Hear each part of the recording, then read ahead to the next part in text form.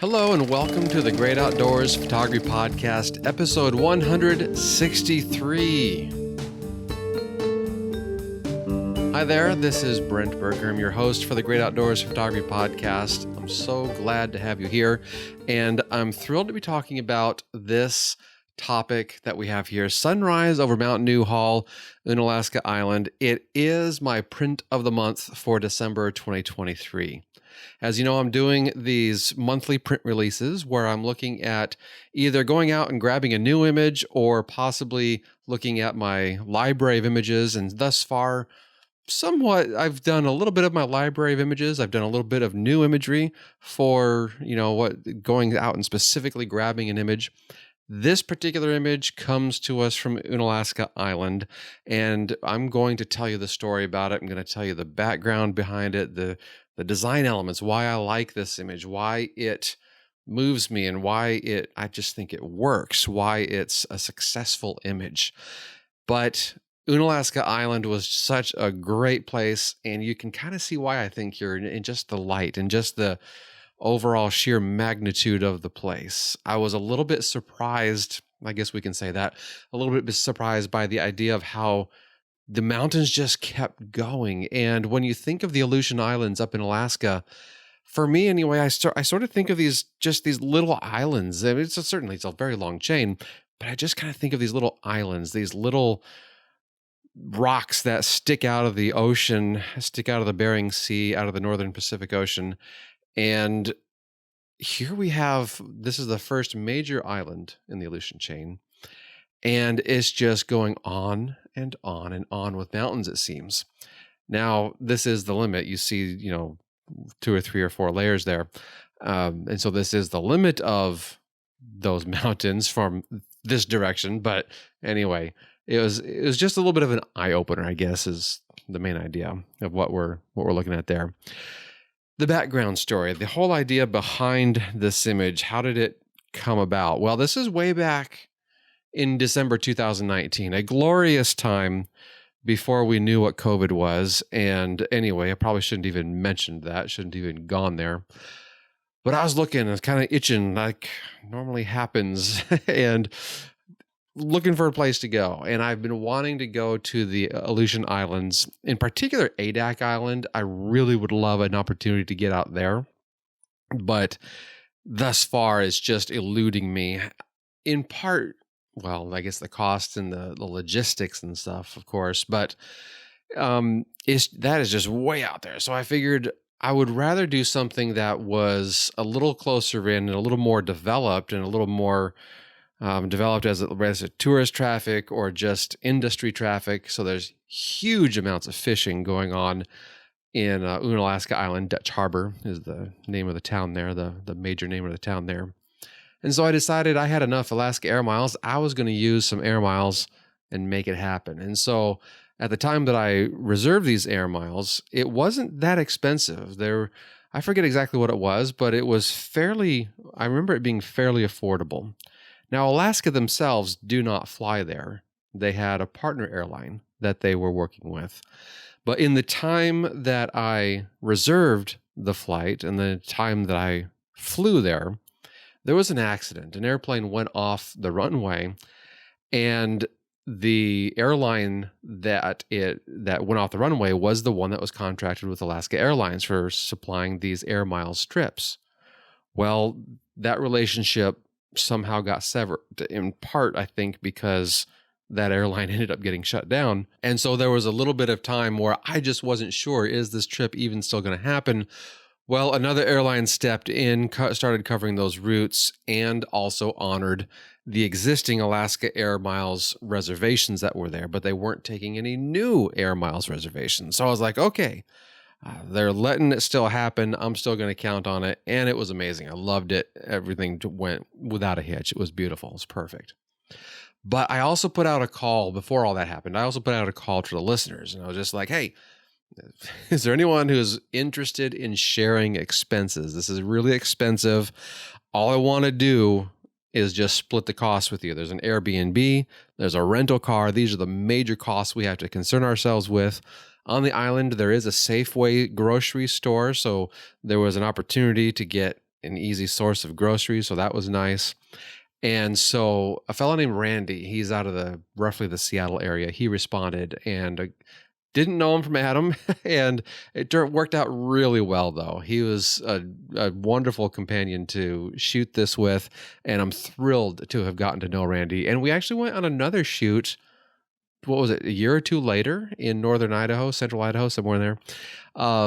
So that was pretty cool, too. But anywho, so we were just tooling around the island and having a grand old time photographing for almost a week.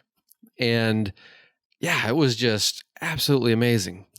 So our first hike, though, I've got a map here. If you're watching on the YouTube video, I've got a map showing. If you are listening in the audio only land, you'll need to hop into the Facebook group or onto my website where you can see the slide deck as we're going through these items, or just review them afterwards.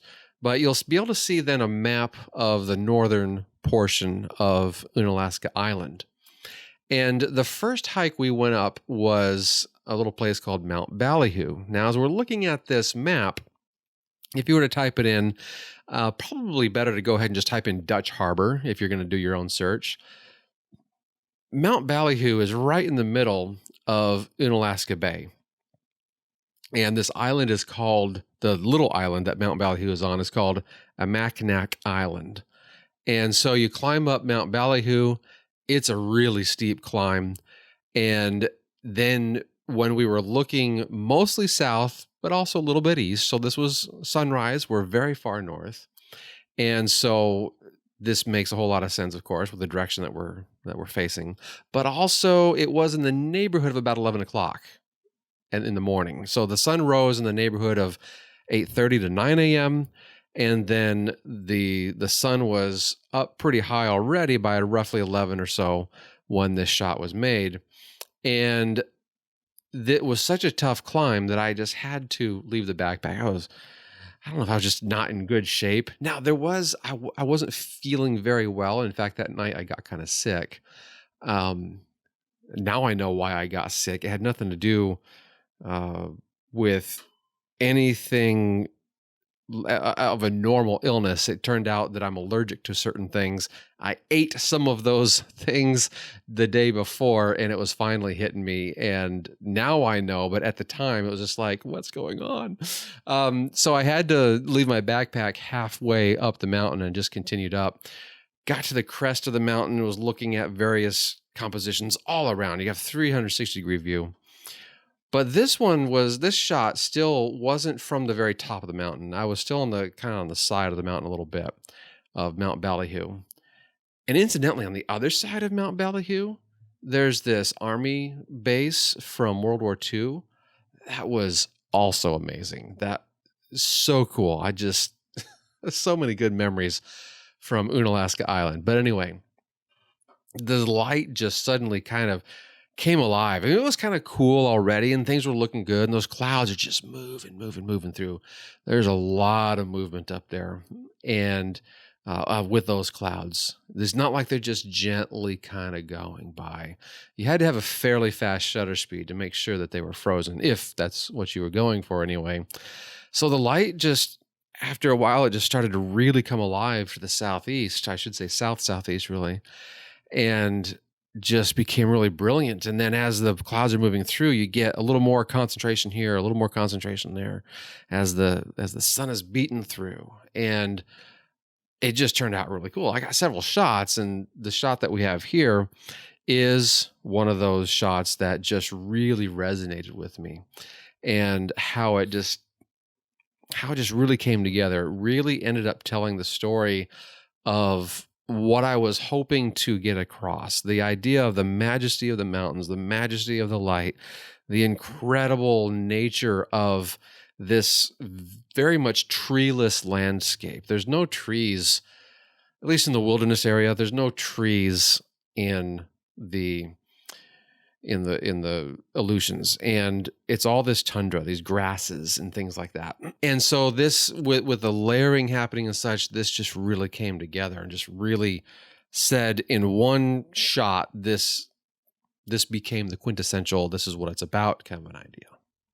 So let's talk a little bit about the design and composition of this image. Why does this image work? Let's break it down. Let's kind of deconstruct this image just a little bit and kind of go into why I think it works. Now, I think you know what I'm getting across here too, and this whole idea of design and composition, design and creativity is my course that I offer, but it's also just something I like to separate myself from those expectations of the rules of photography. The way I view that is anyway, maybe it's just me and I'm an old fuddy-duddy and I'm caught in a certain way, but I want to release myself from the expectations of what I need to be doing, what the expectations are from an external point, and have my expectations delivered from within. And hopefully I can meet my own expectations that I'm looking for. And when I'm doing that, what I'm really looking for is I'm looking to take what the subject, what the scene is giving me, and then coming up with something that is a solution that communicates my purpose, that communicates my point, communicates everything about what's important here.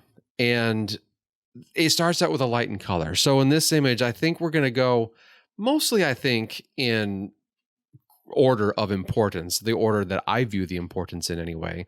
And that is the light and color, the warmth of the sun coming through, the coolness of the surrounding areas. Now, when we get into the post-production, we're going to kind of see a few of the things I did to help, we'll call optimize or accentuate those ideals. But the light and color, I think, is the primary ideal here, the primary idea that is happening very strongly. And with this little, what we're going to call a concentration, I guess, of warm colors in this generally centralized area, it really gives you that sense of warmth, that sense of comfort, that sense of something that is maybe relaxing a little bit, but then it's hugely contrasted. I don't even have contrast listed as a design element here. Maybe that should be one of the first items, but contrast is high. It's not the driving factor that I was thinking about when I was making this image, and I still don't think it's a driving factor, but it is a benefit. It is a side result or a side product of just what we have available to us, what was given to me, well, and Randy, he was there too, obviously, what was made available to us in making our images there. Contrast, again, it just wasn't something that stuck out at me as that says this image is successful because of the specific idea of contrast, but contrast definitely comes into a lot of what I'm going to be talking about here. Light and color. We got the contrasts of light and dark. We have the contrasts of warm and cool colors. There's lots of things that really wrap and suck me into this image because of those warm, comfortable colors. But then we think too about the lines and the shapes. Most notably, we're thinking about the mountain shapes, the mountain lines, the lines that define the ridge of the mountain, the lines that define the edges of the clouds. We have some very defined elements of the clouds. This is also, when we get to the clouds especially, where we get a sense of texture coming through. But let's not forget the contrasting texture of the tundra and the snow and how those elements are being interpreted as well. And then we have the design principle of layering and transparency. And I'm thinking about, as I'm setting up the shot, how can I get to myself to a point of view? How can I record this in a fashion that showcases the depth of the mountains, the breadth of the mountains, and the ideal of what this whole environment is about? And this notion of layering really helps to build that in. And then the transparency, that's where I'm thinking about how the moisture in the air is causing greater and greater density the further you go back in space, from you as the camera position. The further you go away, the more ill-defined, I guess I can put it, the less defined the mountains become the further back you get. But also notice it's split about in half horizontally and almost split in half vertically speaking. So I've completely ignored the rule of thirds. It didn't even enter my thinking when I was creating this image. I was all about these ideals of this design and composition, this design and creativity. How can I use these tools that nature is giving me, these tools that God has given me to compose something, to limit what is in my frame so I can compose something and create my own commentary on it based on what I'm seeing before me and what I'm trying to communicate after that. All right, let's jump into Lightroom and actually take a look now at what's going on in Lightroom with these specific settings. And we'll talk about these items as we are jumping into Lightroom now. Okay, here we are in Lightroom, and let's head on over to the Develop module. And when we are looking at this image, we can see we've got a few items over here in the basic, well, quite a few items in the basic panel that we want to look at. And with the temperature, brought it a little bit more leaning towards the cool side. There was a lot of warm hues, of course, coming through, and I just wanted to balance that out just a touch. But then on the tint, brought back in some of those magentas from green to magenta. I went to a plus 25, so I was able to keep some of those rich ideals of the warmth coming through. But as you can see in this kind of image, I mean, let's face it, there's not that much magenta, not that much green anyway. So this slider really didn't have that much of a pull on things. It was just helping to also keep those clouds from going a little extra too green. Now on the exposure slider, I didn't touch it. It is a 0 compensation on the exposure, but my contrast, I pumped that up to a plus 63. So we've got a lot of that extra contrast coming in. The contrast is going to help really weigh down those shadow areas and really lift up those bright tonal areas. So that just means the contrast is really stretched out and that this image would be a little bit on the flatter side. It would look a little bit flatter if we just didn't have that contrast adjustment. Here I can double click this to reset it to 0. We can see it just starts to, go flat. And I liked that 63 so that I could really have some visual interest coming through. All right, on the highlights slider, went with a negative 25. So some of those high tones, it definitely was pushing the limits here, and I needed to tone that down. Now the shadows as well, also negative 22. Now it's interesting too, some of these are actually fighting each other. The overall contrast at a 63, but then and that would take your shadows and push them down a little bit, and then it pushes it down even further. But on the highlights, that contrast of 63 is certainly pushing the highlights up. And then I'm telling it, whoa, hold on, Nancy, we got to come back down a little bit on those highlights. So I'm just using the contrast to push those highlights, to push those white values, to get those in the area that I want them to be in, because take a look at that whites slider, plus 15. What I'm doing there is I'm creating a little bit of extra contrast in those highlights and whites areas. I'm separating those out because that's what's going to give me the interest I'm looking for in those clouds. I'm thinking about the histogram here. So when I hover over the histogram, we can see that the whites slider takes care of approximately the top 10% brightness values of the overall image, and then that has that breaking point in that roughly 10% area. And then the highlights slider will take us from that roughly 10% area and go down to about the 30% brightness values, 30% down from the brightest value possible is what I'm saying. And so we have that region to think about. So I used the contrast overall, the major contrast slider, to make sure I pushed those values up to be within that region. But then I was like, look, I need a little further separation within those regions. So the whites values, I pushed them a little further up, and the highlights values, I toned them a little further back down. So I'm creating even more contrast just within that region. And that gives me the interest that I'm looking for to come through in those clouds. And then the blacks sliders, negative 45. So I'm really punching those. Some people use the term crushing the blacks. whatever we call it, those tonal values, I'm punching them down to make them really rich and really deep. And as we can see in the histogram representation here in Lightroom, I've got a yellow triangle on my little clipping. It says show. If I click it, it will show the clipping areas. When I hover over it, it does show it. But that's showing up as yellow. So what that means is I've got two colors. I've got my green and I've got my red channel, because when green and red come together in the RGB color space, they make yellow. And so the fact that that triangle is yellow, that means I've got a solid black in the green channel and a solid black in the red channel.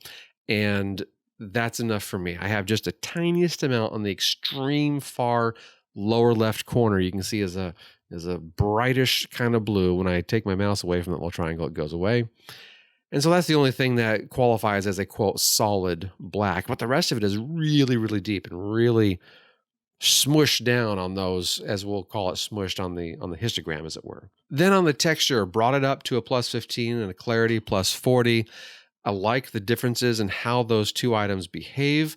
The texture slider virtually does nothing in the clouds, but it brings a little bit of that micro detail coming into the snow and the tundra areas. The clarity will emphasize some of those ridges on the mountains and also emphasizes the overall nature of how those tonal values come together in the clouds and things like that. Vibrance and saturation +40, +37 respectively. So I really wanted to bring in some punchiness.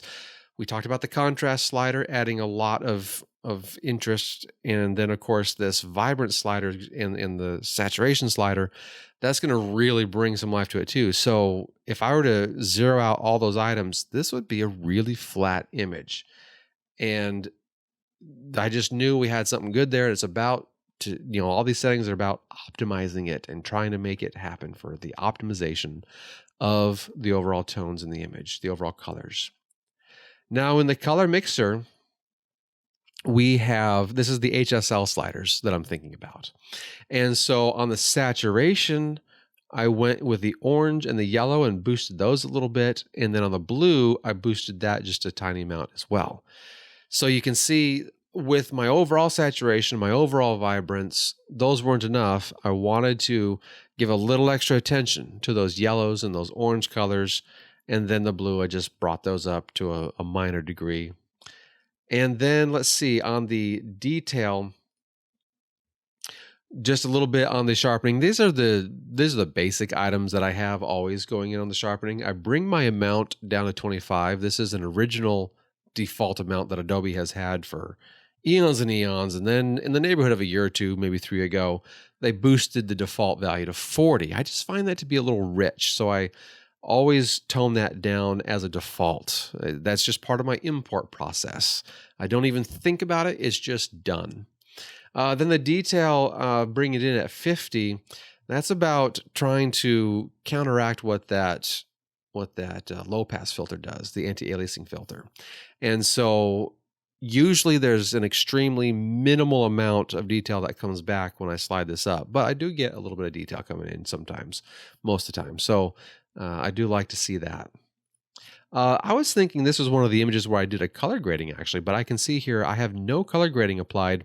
And so this whole notion of this extra blue and what's coming in here, it's all about this slider, this HSL slider with the blue, and then also this vibrance slider that tends to focus a little more of its attention on the cool tones, the blues and greens, a little bit more primary on the blue tones. Does that work? So with that coming in, that's where a lot of this blue hue is coming in. And I liked that idea again for the contrast of the color to balance out. That's another design principle, balance, to balance out those really rich, warm hues. On this idea of the lens correction, we've got remove chromatic aberrations and enable profile corrections. Again, this is one of those things. I just have this happen during the import process, but it's always going to be something I'm thinking about as I'm processing, especially on the profile corrections. Sometimes Adobe gets it wrong. As we've progressed throughout time, these have gotten more and more accurate, and I like what we have going on here. But occasionally there's still something where it corrects a little bit too much for the vignette, the natural vignette that's happening in the lens, or just what have you. So it's always something in the back of my mind, but I don't usually have to worry about it. And then there were no other changes. So you can see there's no other, whether it's the vignetting or anything like that, in the regular processing area, that's it. Now we did have, it looks like we've got a little bit of a crop. So I took a little bit of the top of the image off so I could do an 11 by 17 crop. Now I did that specifically for my monthly print because my monthly print releases, it's all about an 11 by 17 size print on a 13 by 19 size paper. So it's got a 1-inch border, even border all the way around it, and it's very consistent that way. So that's why I cropped. I decided I'm just going to crop a little bit off the top there because I liked how the mountain was coming in. Let's now take a look at the masks and see what we have there, because there's definitely some masks which will help us understand some of these specific targeted nuanced changes that I've got going on. So I've got a left side gradient. So what I'm doing there is I'm decreasing the exposure by almost a quarter of a stop. And so I just wanted to darken that a little bit. Without that being there, it was just a little bit too much competition for the main portion of the image. So I need to just tone it down, keep the eye flowing where I want it to flow, where I want it to look. All right, so this other one, foreground mountain snow. And what we have there is two items going on, a luminance range selection.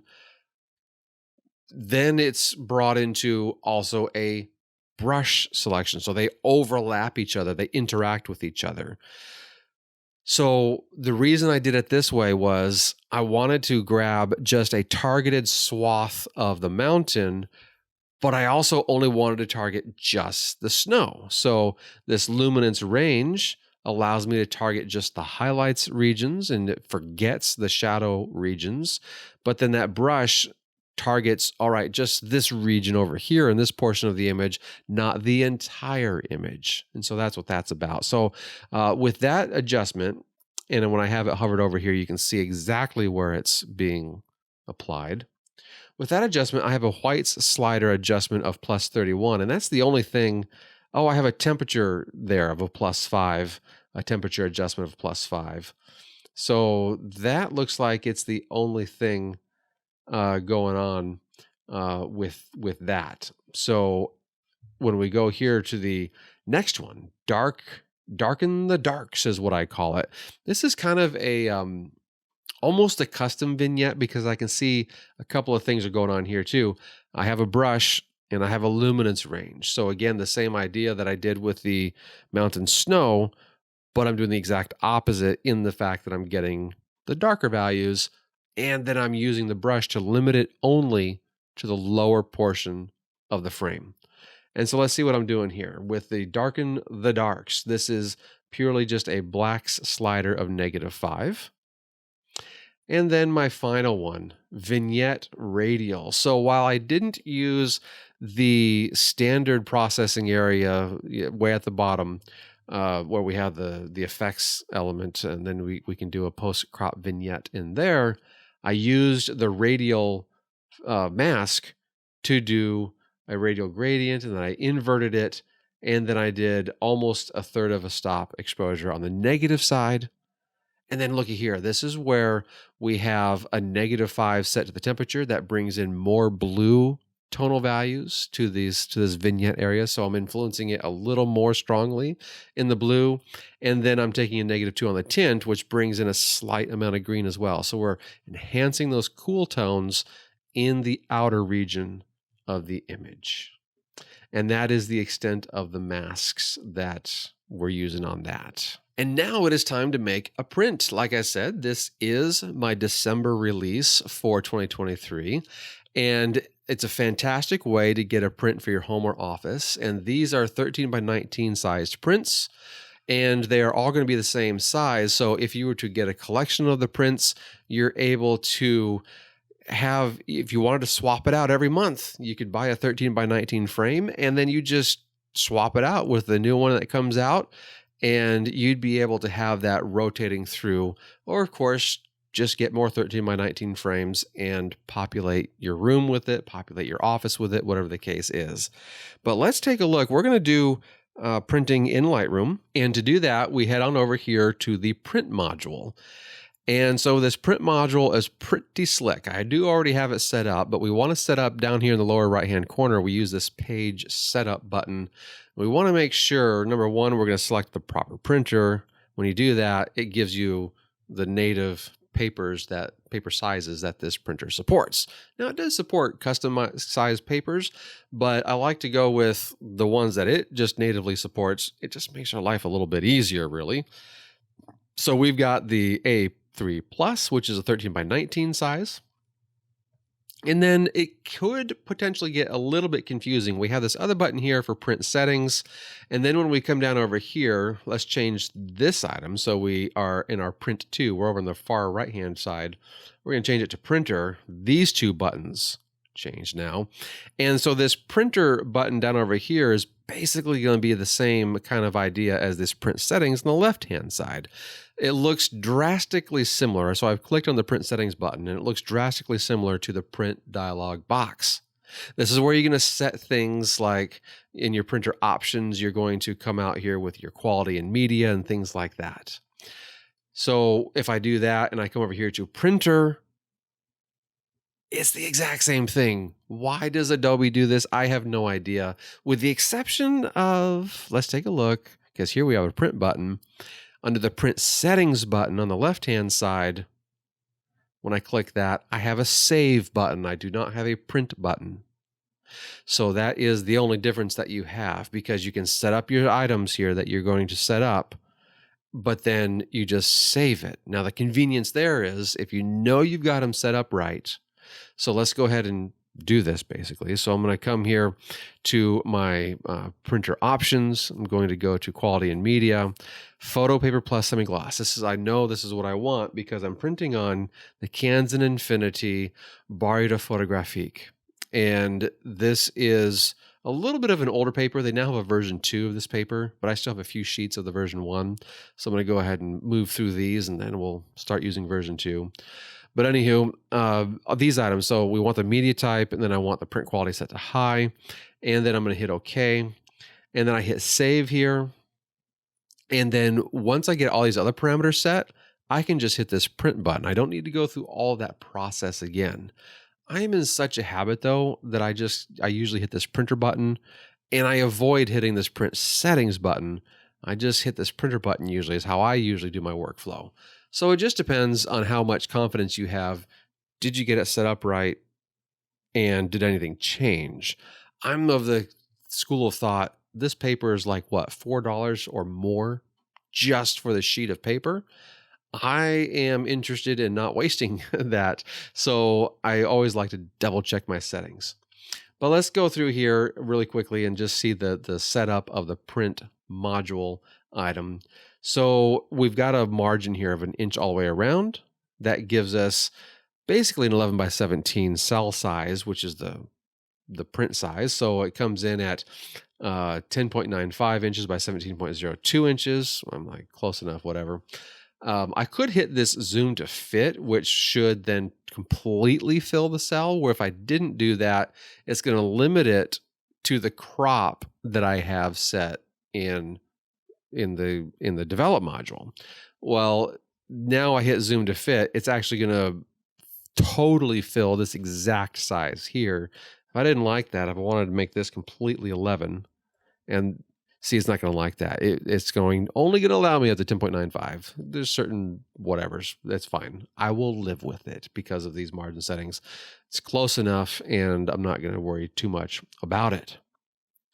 Being 5/100ths of an inch off, I don't think we're going to notice that when it's on the wall. All right. So all these other items, the identity plate, et cetera, I just get rid of those. All I want is the image, just like we see it here, the image centered on the page, and it's ready to go. So we're going to do our print resolution at 240 is a fine size for that.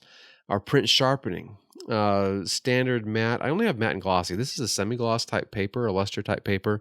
So I just would prefer to do the matte on this type of item. This is the kind of thing where I have accepted the idea that this is really convenient and really simple, and I'm getting a really quality print out of this. but it's always a little bit, I wish I had some very specific numbers here that I could dial in like I can do when I'm in Photoshop. But when I do that, there's a whole lot more work that goes into it.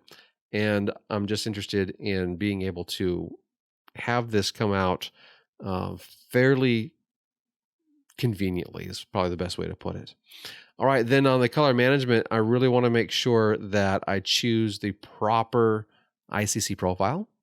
And so I've got the Barita photographic for my Pixel Pro 10. And so that's already selected. And then on the overall intent, the rendering intent, preserves color accuracy for the relative. I like this one usually. If any colors are out of gamut, it just chops them off and forces them to the nearest in-gamut solution. This is such a wide gamut printer that it can do more colors than what my screen can do. So I'm going to trust it. And the fact that Lightroom is in Pro Photo Color Space, that there is an opportunity for it to have some colors that the printer cannot render, but that just doesn't usually happen. And I couldn't see it on my screen anyway because my screen is about sRGB. So I've decided I'm not going to really worry about those things as it relates to complete 100% accuracy as it relates to what I see on screen. I'm just not terribly concerned. Now, it should be very, very similar. And by choosing relative, I guarantee those similarities. If I choose perceptual, it says it preserves out of gamut detail, but colors may change. It may change in gamut colors. And so that's when I might actually see some differences. And if I compare the print to the screen and I see differences in colors, well, first thing I'm going to is, did I select perceptual as my rendering intent? If I did, that's probably why I'm seeing color changes. Now, of course, for you out there, with what you're looking at and what you're creating on your own machine, there's a lot of things that are involved here. This is not a full lesson in color management. What I'm just trying to say is I've got my system dialed in. I know where my weak points are. And so relative tends to give me a better result because I have the accuracy of color coming through. And if I have those colors that are out of gamut, it's usually so tiny amounts of those colors that are out of gamut on the printer that I don't have any problems. The color is so spot on. I just don't have any problems like that. But when I choose perceptual, I'm inviting the opportunity for these color shifts to happen. And then I get all bent out of shape because now it doesn't match my screen. Is my screen not calibrated? Blah, blah, blah, blah, blah, whatever. Well, I know my screen is calibrated. I know I've dialed this in. I've got everything really honed in. And relative helps me keep those expectations and for a color and helps me deliver on those expectations. All right, so we should be good to go. I'm just going to go ahead and hit this printer button once again, and then I will hit print down here when I'm ready to go. So I've got the Canon. I don't need to worry so much about paper handling so much. I'm just going to go down here. Color matching, I definitely want to make sure this is grayed out because that means that Lightroom is taking care of all of the color matching stuffs, and that's good. When I go to quality media, it is what we already set it to be, and that's good. And then my color options here, there's some adjustments manually otherwise that we can do, but of course, these are not allowed to happen because of Lightroom making its own color decisions. And so that's good. And I'm not going to worry about all the others because it's not a borderless print. Don't need to worry about the margin. Don't need to worry about the clear coating. It's all good. It's good to go. So now I just hit print and then we'll wait for a few minutes and this thing will be done. It'll be printed. And wouldn't you know it, it's telling me it's out of Photo Magenta. So I need to find my Photo Magenta ink cartridge replacement and get that going for it. So I've got my little thing here. I need to find another one, another Photo Magenta. And I can also see that the red is blinking at me. So I'm going to grab a red and stick it in there and then find another Photo Magenta and then we'll be in business. one thing I tell my students at the university is when you operate a printer like this, well, what is that? How do I say it? In order to be successful at operating a printer like this, you need to have something in common with a good doctor. What is that? You have to have a lot of patience. All right, bad dad jokes over for the day. While that's printing, I thought I might just tell you a little bit about these monthly edition collectibles. And I should say while that's preparing to print, because it's still not printing. But anyway, so every month I release these items, and I'm just on the website here. I'll include this link in the show notes in your video description there. So just go to my website, click on the galleries item, go to the monthly edition collectibles, and you'll be at the same spot. Now, these also come out as you get this, everything we've talked about here, you get in an email as well if you sign up for the email. I talk about the design aspects of the image just like I did here, and we talk about the story behind it, and then of course you got links to the image and all that other good stuff too. But if you'd like to learn more just over out what has happened in the past with all of these, but also just with what these are about to begin with, then we just have all these down here. This one is going to be the 6th one. I started these in July, and so here for December, this is image number 6 of the whole overall edition. And it looks like I am out of another color. It didn't tell me this before. Ink taint replacement. Oh my goodness. Oh wait. It just wants me to hit the resume button, I think, which I have now done. And now I think it's finally printing. We'll see. Okay, back to these items. So we can see here we've got the November, so on and so forth. And the description then, each print is crafted with great care, and I tell you all about just what to expect with all of these things, the nature of how they're printed, how they're shipped to you, and everything along those lines. Of course, we have the add to cart item here. If you were to click on a particular image, you'd be able to see and read a little bit about that specific image and whatnot. These items for this size, they are limited edition, so they're limited to 50 units. So when we're looking at releasing another one, all right, so for this image, once those 50 units are sold, I'm never going to sell this size again. I am limiting my definition of limited edition to this size and this format, this delivery of these items. So if I were to do something on canvas or whatever, that's a different edition. But when it comes to these collectibles, when it comes to these really convenient prints to swap things out and to make it easy to collect, then that's what we're going for. We have the 50 limited here for all of these items. But that price, it includes all the shipping for the lower 48 anyway. It includes a certificate of authenticity, and it includes a really nice packaging to keep those really solid and really protected when you are going to receive those in the mail. And then, of course, you'll just open it up and be able to display it in your home or office and enjoy the beauty, in this case, of the one I'm showing, radiant allium, the beauty of the color, the beauty of the nature of this particular piece. So that is, I guess, in a nutshell, a little bit of what these prints are all about. And the printer has finally started printing, so it will be out shortly. It looks like to me I probably should have cleaned the printer before I went and did this. I'm seeing some items, so we're going to push through this and get this thing figured out. So let's take a look at what I was talking about. It might have started to clear itself out. So here we can see in this part of the image, it's looking pretty good. And I'm noticing some stuff that's happening down in this portion down here in the lower left-hand side. We just got some really weird stuff going on there, and I don't like when I see that. But what's going on here, I can tell that it looks like we have the black channel is clogged, but then it brought itself back to life as we got into here. So when I do the cleaning process, I have that up now on screen. When I do this cleaning process, we're going to go over here to utility. I'm going to hit open printer utility, And I'm going to want to first do a test print, and we're going to do a nozzle check. And of course, it'll take a few seconds to do that. And when we see the results of this, we'll then know, are we getting a good result here?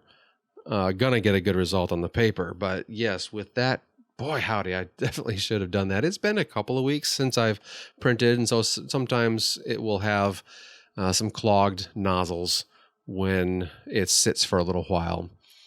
And yeah, it's probably just a good practice that we should check those things. If your printer has been sitting for a little while, then it definitely behooves you to go ahead and check it and make sure that you're not going to run into problems like this. But I like to leave these problems in the video. I could totally have edited this out and saved you about 10, 20 minutes worth of content, but then you wouldn't understand, you wouldn't see the struggle and understand what goes on and how these things can crop up. And it's not always, roses and unicorns when it comes to printing here in my studio. There's definitely some problems that happens, and we just need to learn how to work through them, overcome them, and push through with it, of course. All right, so this is looking normal as I have the item here. Everything here. So we've got on this channel number 2, we've got the gray, the photo black, the cyan, the chroma optimizer, and the matte black. All of those look completely normal. And then on this first channel, we've got the cyan, yellow, magenta, photo magenta, and red. I got them out of order there. But anyway, those look all normal. So as I said here, when we got to this portion of the image, it had cleared itself out. But this portion of the image, we definitely had some problems. I suspect it was my black channel. So I need to load up now another sheet of paper. I'm going to go ahead and quit this. I don't need to clean anything more. I can just totally cancel out of all of this. Let's get back to Lightroom. And now let's load up another sheet of paper and get this going again. All right, all those settings should be good. I haven't done a blame thing in Lightroom, so I'm going to hit just the print button and get that thing going. Sometimes it is a little bit confusing. What side is the print side? If you're not paying attention when you pull it out of the box, then it could sometimes it's a little bit confusing. On this particular paper, there's a little bit of a sheen that comes through on the print side, and so I had to double check for that and make sure I've got it loaded properly. But now, okay, let's probably wait another 4 minutes or so, and then finally this thing will be printed and ready to enjoy. It is done, and it is gorgeous. Loving it. When those ink jets are not clogged, you can get really good results. That is for sure. Oh, that's beautiful. I absolutely love it. Oh, man. I just get giddy when I get a good print. I love it. And an even better, well, is it even possible to say, another print that I did of this exact same photo on metal is also available on YouTube now. So take a look on my channel and you'll be able to see this metal print that I did just recently. And it is of this exact same photo and it looks identical. That's a beautiful thing about color calibration and controlling your color and getting things done right. Anywho, it's about 16 by 24 inches. I honestly can't remember the exact size of that metal print, but I'm so spoiled that I have the opportunity to teach all this stuff to my students at the university. And of course, then share it, bring it here and share it with you. It's just amazing. Oh, man. So who's going to get this first print? This is number 1 of this print, 1 of 50. Who's going to get it? So anyway, it's there, it's available and ready for Christmas, ready for whatever. Anyway, let's get on with it here. I did have a couple of questions about my online course. So my previous episode, I talked about my online course, Designing Creativity in Photography, and how we take you through just so many good things on this whole notion of helping you understand who you are as a photographer and what your goals are, what your purpose is. And even if you're really solid in that, I had a couple of people post in the Facebook group some really solid, good items that helps them communicate and understand who they are, but communicate that to others about who they are and what they do with their photography and the why that they do things with their photography. That is beautiful. I always encourage, if it's been a while that you haven't looked at those purposes yet and looked at those types of things, I always love those types of self-assessments to where you're always going to keep yourself on track. But I had some specific questions. A fellow reached out and asked, are the live sessions that are offered there? So we're going to do 6 regular live sessions starting in February, 2 a month. And are those live sessions one-on-one or are they in a group setting? Well, these are in a group setting, but let me give you a little bit of a clarification on that. While they're in a group setting, I am limiting those groups to a certain size. So if we have 10 people, it's all going to be in one group.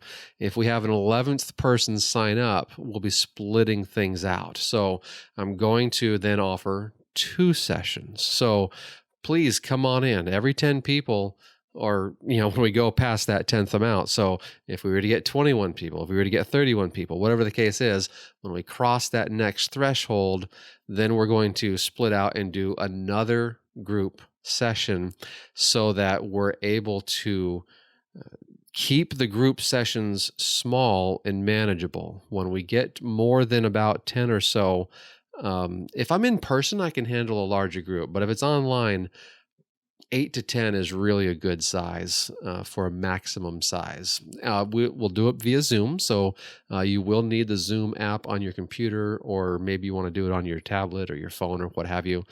But we will need the Zoom, and then they are group sessions. There's an additional bonus session that's going to be happening because I'm going to be printing some of your photos through this design and creativity and photography experience. So with that bonus session, we're going to be talking about, once you receive those images, what it's all about. You're going to be I want your feedback on your experience. And then, of course, we can all learn from it when we hear that feedback. It's going to be amazing. All right, how many hours of video lessons are included in the overall course? Right now, it's in the neighborhood of 6.5 to 7 hours. I still have a couple of lessons that I need to record, and so it's going to easily take it up into the neighborhood of about 8 hours. I haven't done an exact accounting to know exactly how many hours of video lessons are there, but that's roughly going to be what it's about. And then the question, are there assignments? So yes, there are assignments in some of the modules, some of the lessons, I should say. Well, modules, whatever. There are going to be some assignments, but also when we have those live sessions, I'm going to be telling you, okay, we're going to be talking about this, we're going to be talking about that, or this series of lessons or whatever. And then I'm also going to be giving you a specific to-do list or specific items, action items that we want to see happen. Usually you're going to be able to reference your library of images, but maybe you want to use this as a springboard to get out there and shoot more images. That's really what I want to see you do for these prints, though. But that's really, this is just me saying this is what I would encourage you to do. Is the requirement? No, of course not. There's no way I can enforce that, but it's about the growth, and I want you to see your growth after going through these lessons and taking these ideals into mind. I want you to see you grow. That's probably the way I need to put it. Because you are going to grow and you are going to have new insight. And as you revisit these items, because you will have access to the course material for a good long time and the live sessions as well. So, I call it lifetime. I have a thing on my website that defines what lifetime means. It doesn't literally mean until you die or until I die. But anyway, you have the lifetime access to the website and the course material. So you'd be able to review it and continue the growth process in that. So are there assignments? Yes. In a nutshell, there are assignments, but because this is a special thing as well, where we have the live sessions coupled with it, we have the prints coupled with it, there's even more types of items that you could consider to be assignments. Now, another thing I also tossed out to this fellow, that I am considering doing this as it's going to be about a 5 to 6 day intensive, where we cover everything in a short period of time in person. And if that's something that interests you, certainly reach out to me and let me know. Not everybody can do that. I mean, right now in this season, I can't do that. But when summer comes, hey, I'm a teacher. I have summers off. So it is possible we could do it as a summer session and have almost a week. Again, it'd be about 5 days to 6 days possibly, where we would focus on everything design and creativity and photography related. And of course, end with some prints. That would be the goal anyway. Depends on where we do it, whether or not I can bring my printer. If I can drive there, then you bet I'll be able to bring my printer. But if I have to fly somewhere, I am leaving the printer home. That's all there is to it. Maybe I could coordinate with someone who has a printer. Yeah, that could be interesting. Anyway, coordinate on site somewhere with someone or a print house or whatever the case is. Anyway, I have 2 special Christmas gifts that I want to get out there.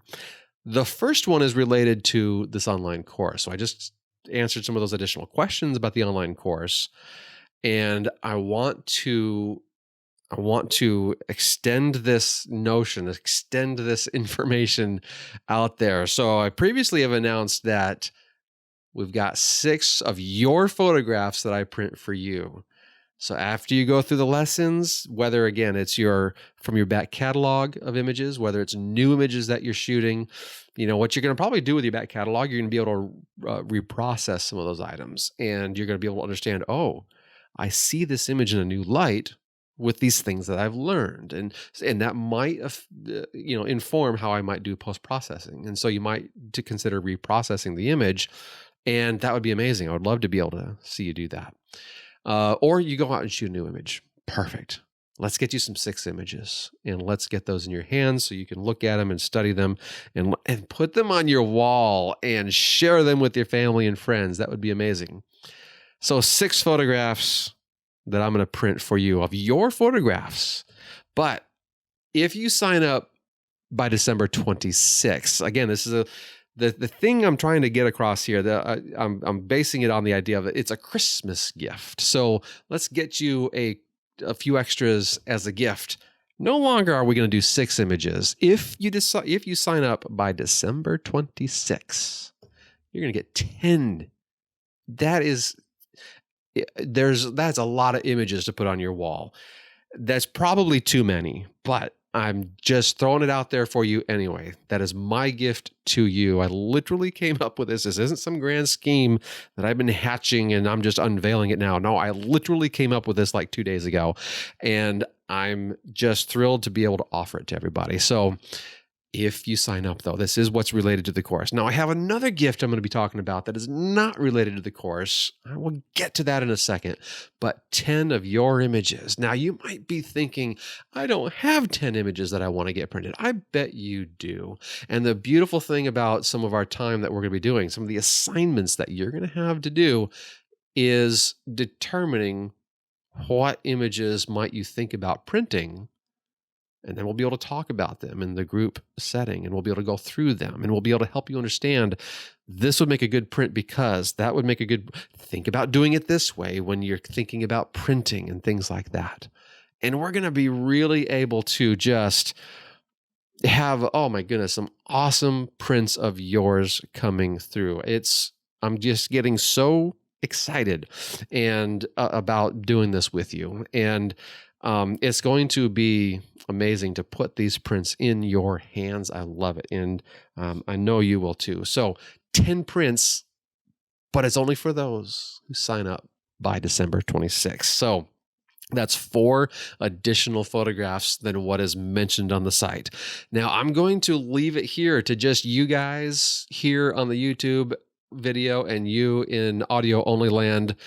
We're going to just leave it here. I'm not planning on, currently anyway, I'm not planning on making anything of a splash on the website. I want it to be for my listeners, those of you and my viewers, those of you who are here watching and learning and listening, and you're going to be the ones, it's just going to be automatic. And you're going to get these things. Now, those who just trip across it and whatever else, and they sign up, well, they're going to get the benefit too. But this is special for you guys. So here you go. That's awesome. So treat yourself to some awesome growth for your photography in 2024. Maybe this is a Christmas gift to yourself. I don't know how you're going to think about it on your side of things, but yes, this could be a Christmas gift to yourself possibly. But then these 4 additional prints, so you can have 10 total photographs. Woohoo! That is good stuff. All right, now this next one is open to everyone. Sort of, asterisk. Maybe I should put that in there. No purchase necessary. This is a completely separate deal. As Dave Ramsey says, to be unclear is to be unkind. All right, as I say, I don't like being unkind. So I want to be extra clear. We are completely shifting gears. This has nothing to do with the course experience. This has everything to do with you. Just because you're a listener, just because you're watching, just because you're a photographer, and the criteria is very simple. What is it? What are we talking about? All right, I'm going to do a 13 by 19 print competition. So here's what we're looking at. I want you to submit a low-res image, about 1,500 pixels on the long edge should do it, but submit it by December 20. Now, how you submit it is you go onto the website. Now, you are going to need this special link. So my website, my name, brentbergrum.com/Christmas Print Competition 2024. And between each word is a hyphen. So Christmas -print -competition -2024. Now, of course, your link is going to be there in the show notes or the description, the video description, and you're going to be able to just click on that item for yourself and be able to get there to the specific page. That specific page has the form that you need to upload the images. So I've got a form there that you can use to just go ahead and upload the images. In fact, let's go ahead and we'll finish this, then we'll go through that page. So again, 1,500 pics on the long edge should be good enough for our judging of what we want to do here. I'll post these images to the Facebook group on or about December 21, but voting will only happen through my email list. So if you're on my email subscribers list, you are the people who get to vote. And so I will send the images and the voting method to all the email subscribers on or about December 21. All right. And then voting will happen through December 31st. And then the winner will be announced in the January 1 episode.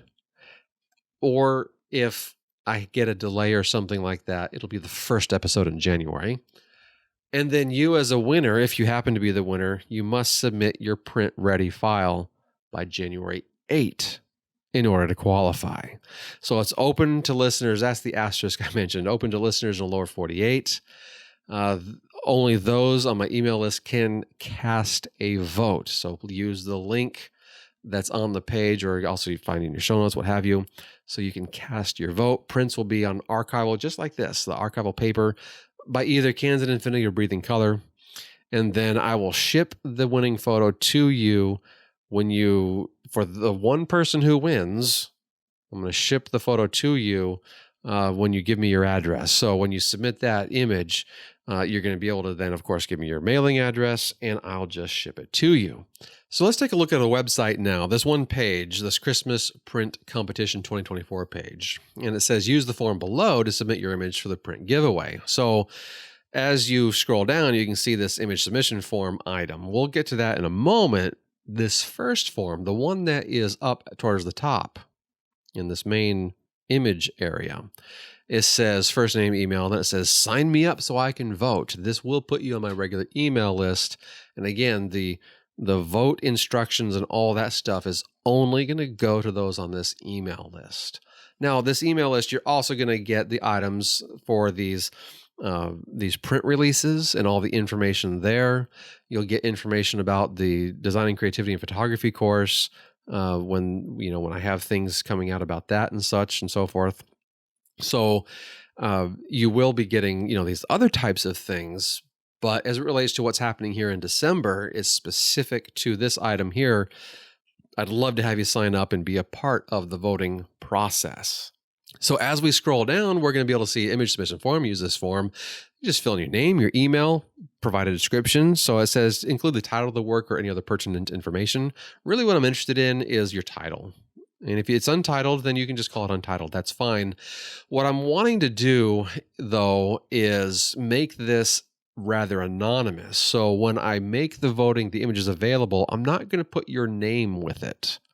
I'm only going to put the image there. So if you don't title it, I will probably give it some kind of title myself. Like if it's if you were to have submitted this image, I'm ineligible. Let's say I submitted this image, this gazebo image, but you called it untitled. Well, I'm going to go ahead and say winter gazebo or something like that, something to give it some kind of description for what it is. And that's how I'm going to reference it through the rest of the communication when we do the voting and stuff like that. So that's what I mean by I'll assign some type of title. All right, so you have your file upload here. It's limited to 10 megabytes. Only JPEGs are allowed. Now 10 megabytes, that's extremely generous when it comes to a JPEG, especially if you downsize it to about 1500 pixels on the long end. All right, so it says choose file. You click that, you upload your file, you hit transmit files, everything's good. It's going to happen. It'll upload it to me, and I'll be able to grab it and put all my materials together so I can communicate with everybody with what this is all about and all these things. So please be sure the file extension, that's the .jpg, it appears in the file name. The system will reject it otherwise. And don't upload anything that includes private information. I mean, I'm only allowing JPEGs to come on this form. You go ahead, try your PDF, try your DOCX, try your EXE, it will reject it. So don't worry about that. What I'm just saying is don't upload a JPEG that has some kind of important information, the metadata or something like that. I don't want to put you at risk for anything along those lines.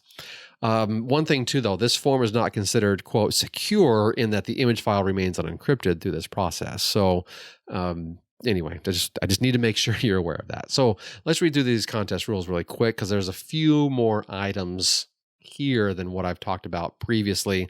Open to all listeners in the lower 48. It is going to be considered void in any state or jurisdiction where such contest is deemed illegal, and you must be 18 years or older to enter.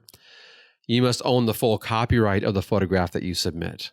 It is limited to one photograph per person, and no generative AI content is allowed. I want to be really clear on this idea. If you're going to use the denoise function or whatever they call it in Lightroom, they claim that uses artificial intelligence to remove noise or the upres or whatever it is you're doing in those types of things. I don't view that as generative AI. I'm talking about generative AI is something like where you're in Photoshop and you say, give me a this or give me a that or whatever the case is, or even I might even go so far as to say generative fill. That would be the same type of item. I'm looking for you to have an image that you have created largely, shall we call it, in camera. Of course you can crop. Of course you can do these processings that you have in Lightroom. But it's when you get into Photoshop or other image editors that are adding things to the image that didn't exist originally, that's the type of thing where I'm saying, let's steer clear of that. Let's not do that. The genre must be related to the great outdoors. This includes, but is not limited to, street photography, nature, landscape, and wildlife photography, and other types of outdoor photography. Anything related to the great outdoors is good. I will be the sole judge who determines eligibility of photographs. So if you submit a photograph and then you suddenly see it's not a part of the submissions that get voted upon, well, it's because I deemed it ineligible for some reason. It might be such as the genre was off. Maybe you submitted a nude image of someone in a waterfall or something like that. All right, well, you got the outdoors part, but I'm not going to be putting a nude image out there, a nude model or some such out there. So, maybe there's some other technical reason why it got disqualified. Whatever the case is, I reserve the judgment to disqualify images for whichever reason I deem that it needs to be disqualified for. However, I will not be voting at all. I have no say in the overall vote. That's for you. as a member of my email insider list. That's for you guys to vote on. All right, so your submission must be made by December 20, 2023. There is no purchase necessary. Again, this is completely separate from that notion, from that idea of the online course. Anything else that I sell, making any purchase has zero bearing on the odds of winning. The odds of winning is completely up to the voting people on the email who decide themselves that they will be a part of the voting effort. Winning is completely up to them, and I have no vote or zero vote on or decision on who wins the contest. Now, I suppose you could say, well, if you're going to disqualify my image, that means you have a vote. Well, of course that does. But when it comes to those who qualify, it's all about the voters then. Voting will happen through December 31.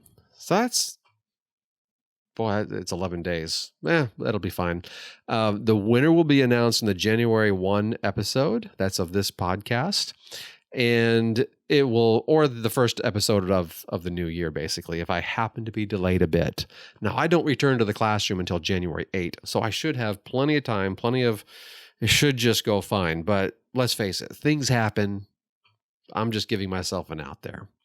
All right, voting is only open to those on the email list, and the form to sign up is at the top of this page. The prize, of course, just being clear here in these rules here, a 13 by 19 inch fine art photograph. You get to decide, do you want to make it borderless? Do you want to make it 11 by 17 like I do with my images? Do you want to have more of a border? That's up to you. You get to decide what you want to do with your print. A print-ready high-resolution photograph will need to be made available by January 8, 2024 to qualify. So be attentive, and I will, of course, email you should you be the winner, but be attentive and make sure you're able to get me that high-res file so that I can get your print going. If you have any questions, of course, please contact me. I would be happy to help with that. So that is the info on the Christmas Print Competition 2024. Find the link in your show notes, find the link in the video description, find the link there, and you'll be able to see this page, upload that image, and then we'll go from there. And it's going to be just a fantastic experience. I think it'll be a lot of fun anyway. And then I'm going to get you a print on this machine, as you just saw or heard or whatever you want to call it. Just fine stuff coming through. And it's just going to be really exciting to get that in your hands. So Merry Christmas, Happy New Year, and you'll have a print for yourself to enjoy. Okay, let us wrap this up now. I always like to end, well, I didn't in the last episode. I kind of was kicking myself for that. But I always like to end with a dose of inspiration. And so we have the wisdom of King Solomon coming to us. Proverbs 27, verse 19. As a face is reflected in water, so a heart reflects the real person. I always like it when I see something like this, that I can also then kind of sort of translate or transform into the notion of how it informs or affects our photography as well. As a face is reflected in water, so the heart also is made evident through the images you make. That's kind of, reflects the real person. The real person is informing, is affecting, is causing something to come through in the image you make. I guarantee you that fellow that was with me, Randy, he did not make a shot like this. Now, well, okay, he may have made a shot like this, but he did not make this exact shot. He made his own shot. He had his own interpretation on the scene. I have my own interpretation on the scene, and you have your own interpretation on the scene. Whatever scene you have before you, you have your own interpretation. Now, is it good to mimic others? Certainly, as you're learning especially, it can be extremely valuable to mimic and be inspired heavily by other photographers, other creatives, other artists. But the true value really comes when the real person is reflected through your photography. That is when it's just firing on all cylinders. It's really exciting, good stuff. I just love it. Okay, one of our previous Supreme Court justices, Oliver Wendell Holmes Jr., he has a thing here. A mind that is stretched by a new experience can never go back to its old dimensions. How true it is. About half of the reason I love to get out there and shoot in the great outdoors is for the experience. I am huge on understanding on or placing value on the experience of whatever it is you're doing, whatever it is you're getting yourself involved in. The experience is something that transforms you. The experience is something that changes you. As he says here, you never go back to your old dimensions, and it is transformational. And because of that, to me, that's where I place a lot of value in this whole experience of photography. It's awesome to make an image like this. And you saw me even just now, I'm getting a little bit giddy again, just looking at it. I'm just like, this is so amazing. I just love it. There's just something so satisfying about it. I can't, I put it into words, but it's still, it feels inadequate to put it into words because I'll never go back to those old dimensions. I'll never go back to the time before my experience there on Unalaska Island. And I'm better for it. I am better because of it.